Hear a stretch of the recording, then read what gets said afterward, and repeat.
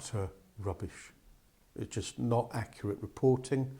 I myself have had meetings recently, actually, well, is yesterday, with a Scottish Labour MSP, Neil Finlay. I explained the actions of our executive in Scotland, and I simply wish to put the record straight.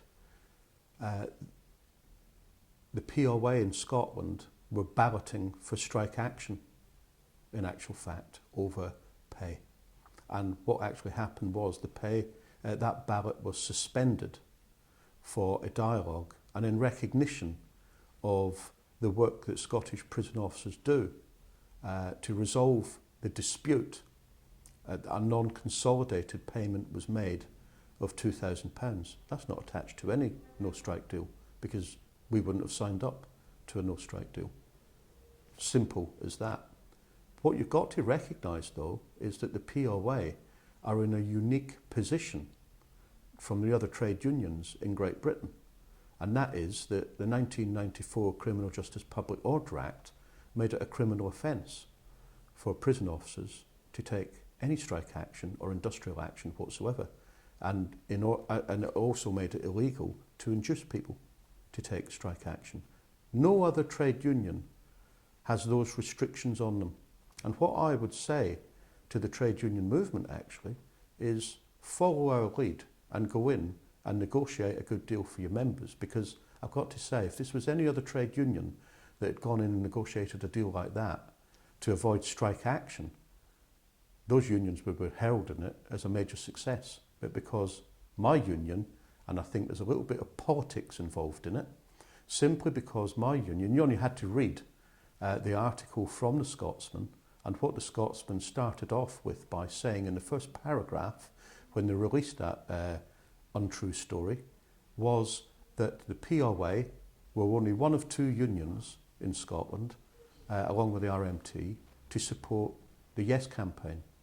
And I think it was a little bit of payback from Scottish Labour, whose vote has collapsed in Scotland to the Scottish National Party, and I think they'll find that out at this general election.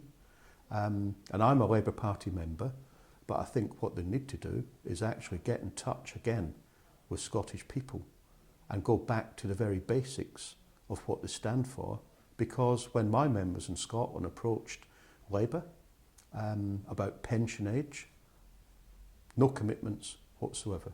The only party up there that gave commitments on reducing the pension age of the imposition from Westminster was the Scottish National Party. So I can understand why my members in Scotland, and by the way, they're not the only ones, it split the trade union movement in Scotland, because the Scottish National Party, whether we like it or not, have played a good card. They're supporting public services in Scotland. They're supporting public sector workers in Scotland. And I think Labour needs to re-find itself if it does not to be a complete disaster up there. So, one, I want to kill the myth that my union signed up to a no-strike deal in Scotland. We're under the same issues in England and Wales. In actual fact, we are restricted from taking any action whatsoever. But we don't sign up to no-strike deals either. But I do know of some unions within the trade union movement that do sign up to sweetheart deals. We're not one of them.